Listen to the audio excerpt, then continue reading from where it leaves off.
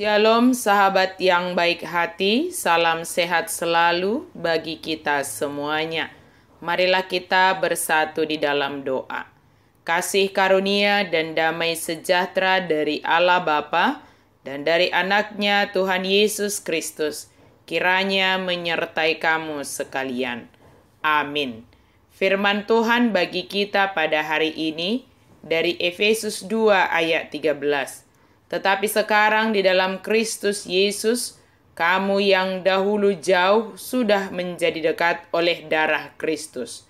Alai anggon waing di bagasan Kristus Yesus dohamu. Jaladau pe hamu najolo gabe di pajonok mudarni Kristusido hamu nuaing. Menjadi dekat oleh darah Kristus. Jarak antara satu orang dengan yang lain bisa terjadi karena pemikiran atau paradigma tentang orang tersebut. Kemungkinan pemikiran seperti merasa diri tidak selevel dengan orang lain atau merasa diri terlalu rendah secara strata sosial atau sebaliknya merasa lebih tinggi sehingga tidak layak berteman dengan orang lain. Memilih-milih yang berakibat menghakimi dan menjadi jauh dari sesama. Itulah yang terjadi antara orang Yahudi dan orang yang bukan Yahudi. Orang Yahudi merasa sebagai umat pilihan Allah yang tidak layak berbicara dan menjalin hubungan sosial dengan orang non-Yahudi. Merasa jika memiliki hubungan sosial dan berbicara dengan orang non-Yahudi, maka mereka menjadi najis, menjadi tercemar. Mereka juga menganggap bahwa keselamatan itu adalah hanya diperuntukkan kepada mereka dan tidak kepada seluruh bangsa. Pandangan dan paradigma berpikir demikian mendorong Paulus mengatakan bahwa baik orang Yahudi maupun non-Yahudi adalah sama-sama sebagai penerima anugerah pengampunan dari Tuhan dan sama-sama sebagai orang yang diselamatkan oleh Tuhan.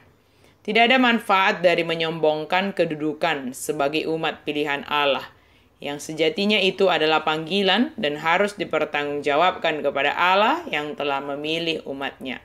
Menggolong-golongkan sesama yang berpengaruh kepada kesombongan hanya akan berdampak semakin sulitnya kesatuan, semakin sulitnya berbaur di tengah-tengah masyarakat.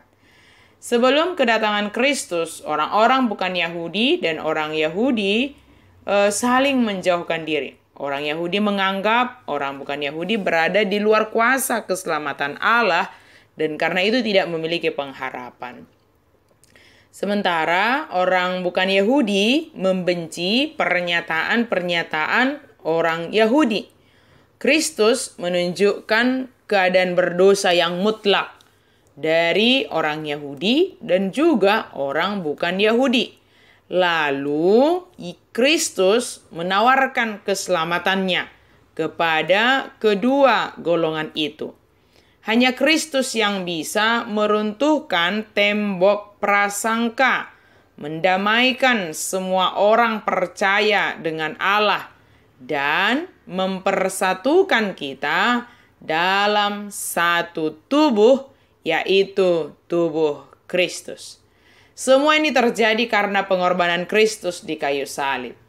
Diperdamaikannya kita dengan Allah, dijauhkannya segala pikiran yang tidak baik terhadap sesama, sebab dialah yang menyatukan kita sebagai tubuh Kristus yang harus melayani Dia.